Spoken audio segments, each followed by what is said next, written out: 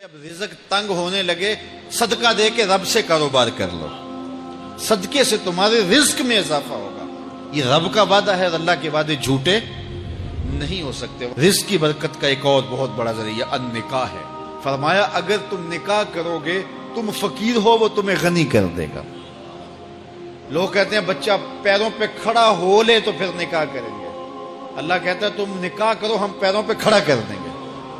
ہمارا فلسفہ اپنا ہے، اس کا حکم اپنا ہے۔ وہ کہتا ہے ابھی تو یہ اپنے لیے نہیں کماتا، تو جو آئے گی اس کو کہاں سے کھلائے گا؟ میاں جس نے آنا ہے اس نے اپنا رزق لے کے آنا ہے۔ تو بچوں کی شادیاں کرو، اگر وہ جوان ہو گئے رزق نصیب ہوگا۔ اپنے اہل خانہ کو نماز کے حکم دینے سے رزق بڑھتا ہے، کیونکہ جو صبح کا وقت ہوتا ہے یہ رزق کے بٹنے کا وقت ہوتا ہے، اور جس گھر میں صبح کے وقت لوگ سوئے ہوئے ہوتے ہیں وہاں بے برکتیاں ہوتی ہیں۔ تو طلوع فجر سے لے کر کے طلوع آفتاب تک اپنی اولاد کو، بیوی کو، بچوں کو نہ سونے دیں۔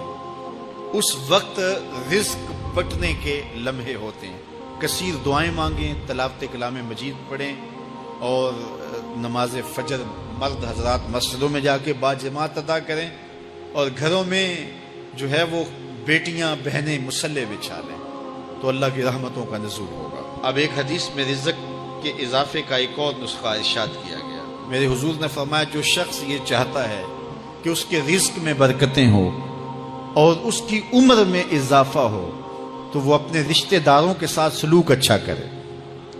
رشتہ داروں کے ساتھ اگر اچھا سلوک کرو گے تو پھر تمہارے رزق میں برکت ہو۔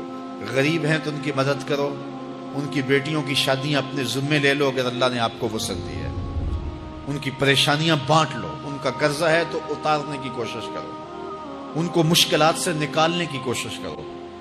تم ان کو مشکلات سے نکالو گے، اللہ تمہیں مشکلوں سے نکالے گا۔ تمہارے رزق میں بھی برکتیں ہوگی اور تمہارے مال میں بھی برکتیں ہوں۔ فرمایا بہتر صدقہ وہ ہے جو ناراض غریب رشتہ دار کو دیا جائے۔ اگر وہ پھنس گیا ہے، مجبور ہے، ناراض ہے، تو اس کو اگر دیں گے تمہارا نفس اس میں شامل نہیں ہوگا، تو یہ افضل صدقہ ہے جو ہر صورت میں قبول ہی قبول ہے۔ رزق کے اضافے کا ایک اور سبب الاحسان الی الضعفاء، جو کمزور لوگ ہیں ان کے ساتھ اس نے سلوک کرنا۔ الانفاق علی طلبۃ العلم، طالب علموں پہ خرچ کرنا، یہ بھی رزق میں اضافے کا سبب اور ذریعہ ہے۔ وہ حضرت بابا فرید نے کہا نا، چھٹا رکن دین کا روٹی ہے۔ گھر میں کچھ نہ ہو تو پھر نہ نماز اور نہ ہی دیگر امور کی لذت آتی ہے، تو یہ رزق فراواں اور وسیع اور مبارک نصیب کر دے اللہ۔ تو اس کے لیے ایک اور وظیفہ میں دیتا ہوں، اور وہ یہ کہ مغرب کے بعد 21 مرتبہ سورۃ الکوثر پڑھ لیں، کثرت ہو جائے گی انشاءاللہ۔ اول خدوشی پڑھ لیں، 5-7 منٹ لگتے ہوں گے، تو سورہ کوثر 21 مرتبہ روزانہ مغرب کی نماز کے بعد پڑھیں۔